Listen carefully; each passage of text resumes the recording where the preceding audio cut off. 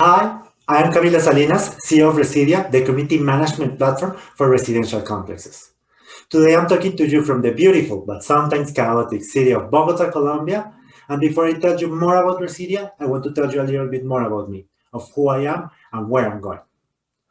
Since I was little, I was always a restless and creative child. I was always looking for a place and for things where I could have expressed all those big ideas that I had into the world, wherever I could build whatever I want.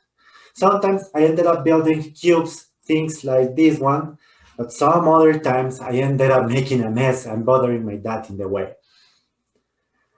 In that search for a place where to express my imagination, to express all those big things that I wanted to do, I found out Minecraft. Minecraft is the best self video game in the whole history. And for those of you who maybe don't know how it works, it's like a Lego set, but into the digital world. It's a place where you can build whatever you want, whenever you want. And I did so. I created my own universe on my own world with all those creations that I had on my mind. But I didn't want to keep it all to myself. But now I have to be sincere. Those times when I was little, I wasn't really a good social guy. I was really lonely. I felt that it wasn't enough to make friends, that I hadn't the abilities and I was really insecure about myself. So for me, it was really hard to ask someone to enter into my world. But as any other guy born in the 90s, I asked Google how to do so. And Google taught me the easy things like how to code, how to plug the world into the cloud to be easily accessible to the people.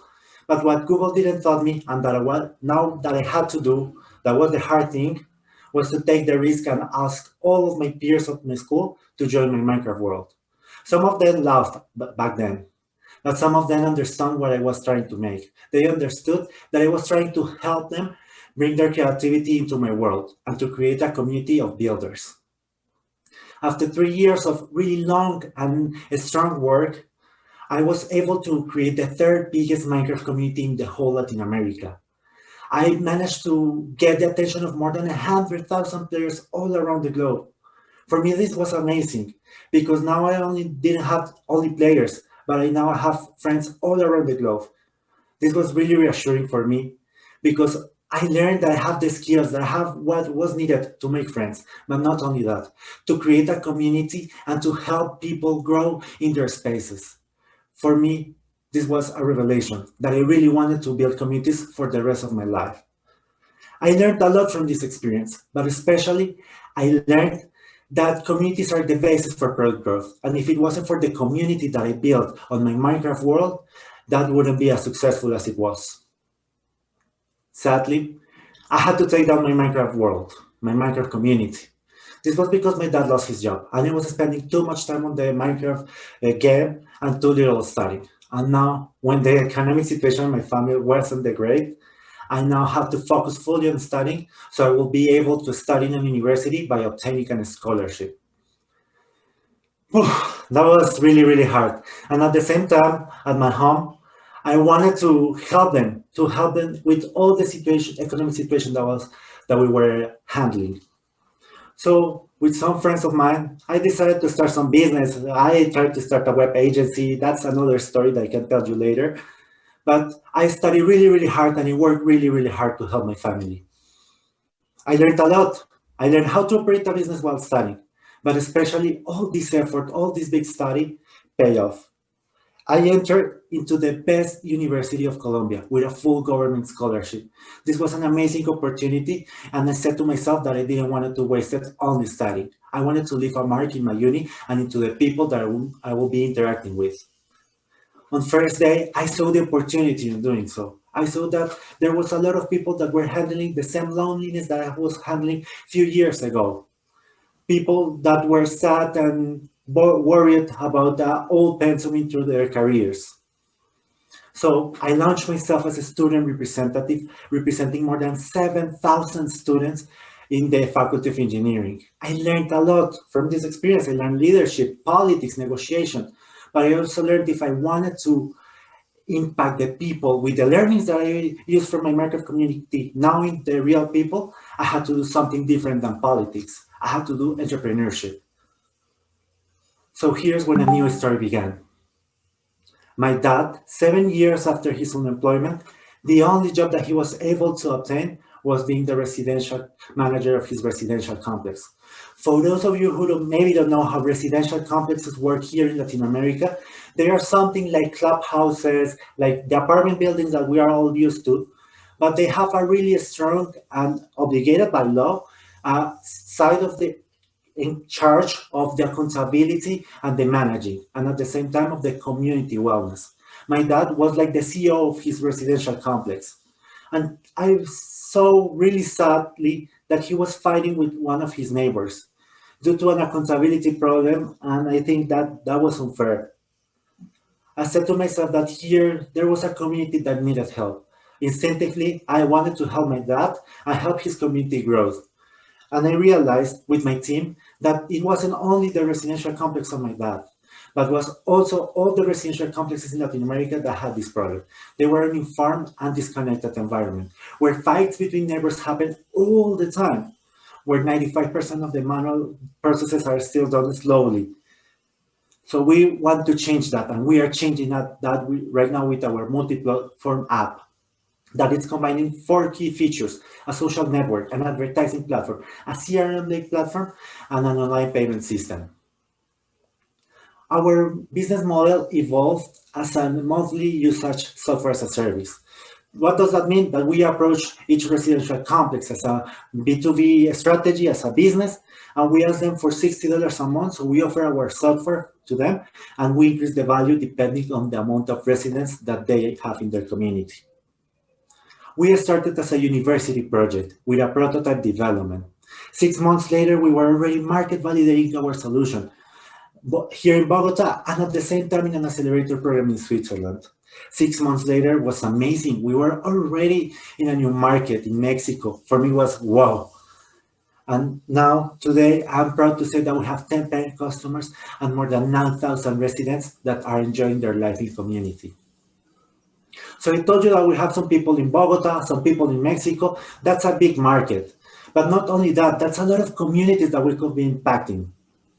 There's more than 200 million people in Latin America that lives in a residential complex. And we are not the only ones that have noticed the market need, but we are the only ones that have noticed that there is also a community need. And that's why that's our value proposition. We build communities. All our features are focused on community building with the community in mind first. And obviously, all of this wouldn't be possible without my dream team. Camilo Correa, my CMO, multiple design award winner, and Santi Salazar, my CTO, more than 3 years of experience in the tech area. And we are advised by the best in the industry. People in startups valued in more than 100 million, and people really connected into a residential ecosystem. We are planning for the next 3 years to achieve more than 10,000 residential complexes using our solution and bringing neighbors together all around Latin, in Argentina, Colombia, Peru, Bolivia, Mexico. So I already told you that we are already in 2 countries with more than 9,000 residents living happily into their communities and expressing themselves. And I also told you a little bit about my purpose of life, on how I brought gamers together and I took a risk, a really huge risk for my personality, on how I decided to help people into the student ecosystem at my uni by helping and defending their needs and ideals. And now I want to invite you all to bring neighbors together. Thank you. Camilo, well done. Huge round of applause to you. Very well timed, very energetic. We'll move over to the judges, and our first question is coming from Sanjay. Over to you. Thank you, Miranda. Camilo, it was an excellent story, how you started from a community of gamers and you built up into a community of residents. It's an amazing story. My question is, you've made a lot of decisions, you've changed a lot of times, you've pivoted a lot of times. If you could go back in time and you had to change one decision of yours, which one would it be and why? Thank you for the question. It's a really good question. I have thought about that, and I'm more into the realization that everything that I've done, however I've done it, it's a good experience for learning.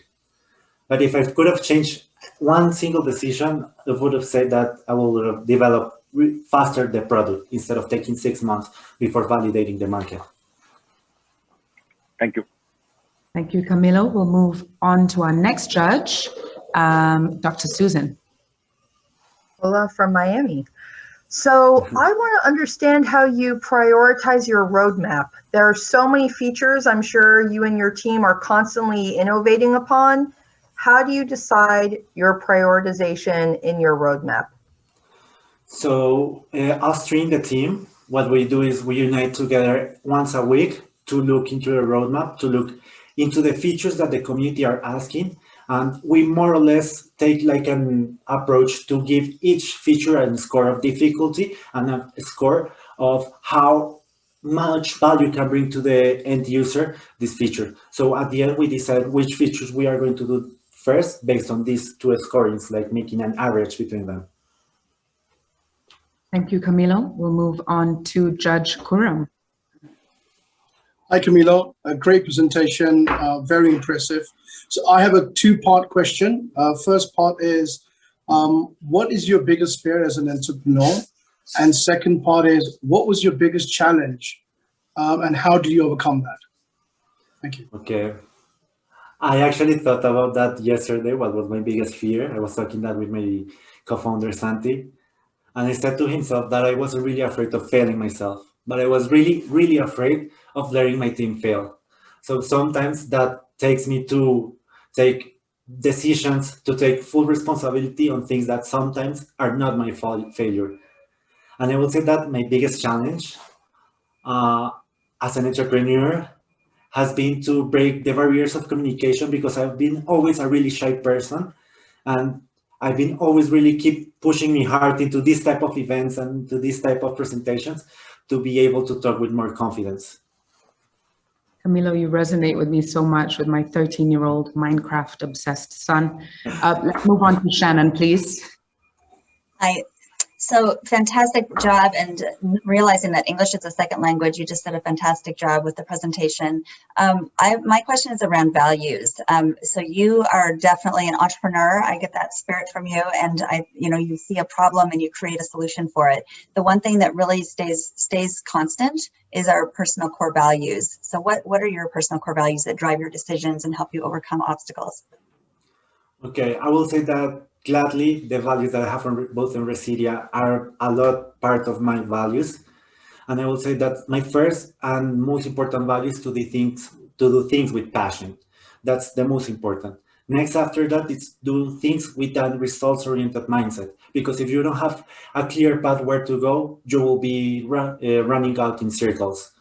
And with the values that we have in Residia, I would say that we need to communicate in an assertive way and to empathize with people, because sometimes we don't know what the other person is handling, and we need to be understanding about what they are feeling. Okay, thank you. Thank you, Camilo. Rosemary, you're up next. Camilo, can I bring you to Malaysia? Because we need you here too. For sure, I will want that. So, okay, so I'm a property developer, so I totally relate to what you're trying to provide. My question to you is, how long did it take you to develop? Because there are two big obstacles. One is, how do you convince the management companies, that has all these buildings? And number two, you have a payment gateway that I saw, right? Yes. Yeah. So how did you break through to that? Because in Malaysia, we have so many rules and regulations. What was your challenges? Did you have to work with other companies to provide the payment gateway? So tell us that journey on how to convince the industry. Okay. At first glance, I think that maybe the ecosystem in Malaysia is different. We do have managing companies of residential complexes, but they aren't the greatest player in the market. Actually, it's a market that is really well distributed into a lot of independent people like my dad.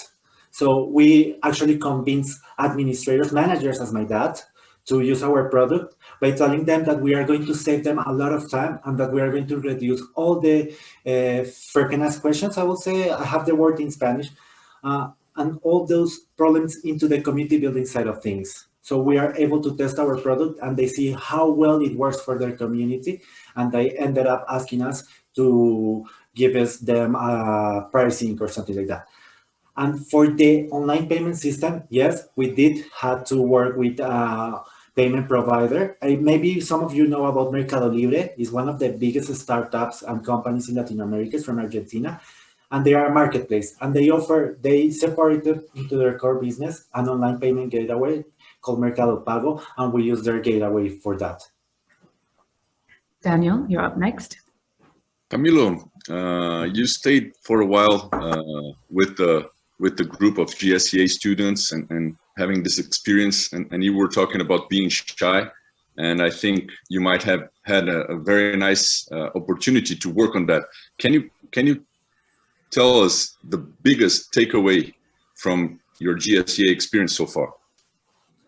Oof, that's a good question. I will say that my biggest takeaway from GSEA is that I have to think big. That I have to think big because nobody's going to stop me on what I'm doing, and that I have a lot of people supporting me around the globe, and that they have suffered all those challenges that I have suffered also, or that I'm going to suffer, but at the same time, that everything's going to be fine after the end. Okay, Kuram, before you go, because you have asked a question, I can see Brad's hand is up, so we'll go to Brad, and then if we have time, we will jump back to Kuram.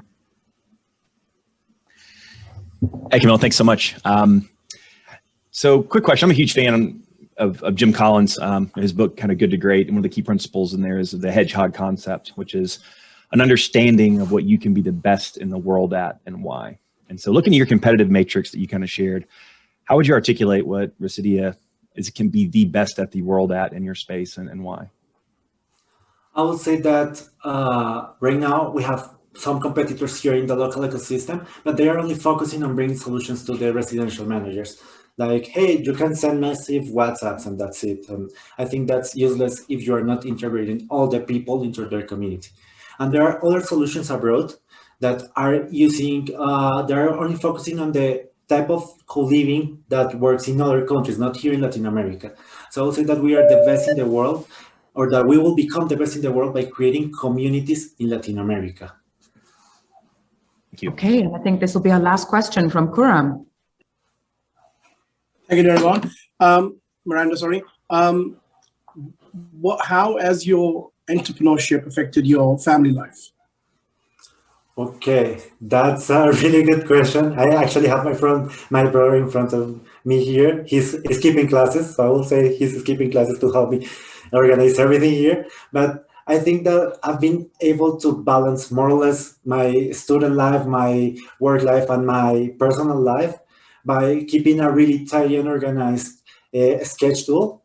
And at the same time, whenever I feel that I'm not productive enough, or that I'm not feeling into the mood to work, I prefer to work into my mental health, my mental wellness, and take a break and share with my family and my friends.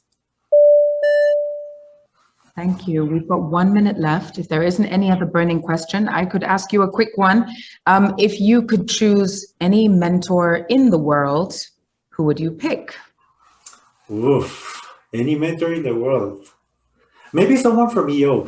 No, just kidding. I will search for someone that it's aligned with the values that we have in Residia, that is creating communities, being with an assertive communication, bringing people together, but at the same time, someone that could teach me a lot about things that I'm not really sure right now, like monetization, increasing the value to my customers, and etc. You're not going to give us a name, are you? In the No. last 15 seconds? No name? Okay. No name, I don't have no name. Maybe I would say Satya Nadella, because he's an immigrant into the US, that he has done a lot of huge things, but only that.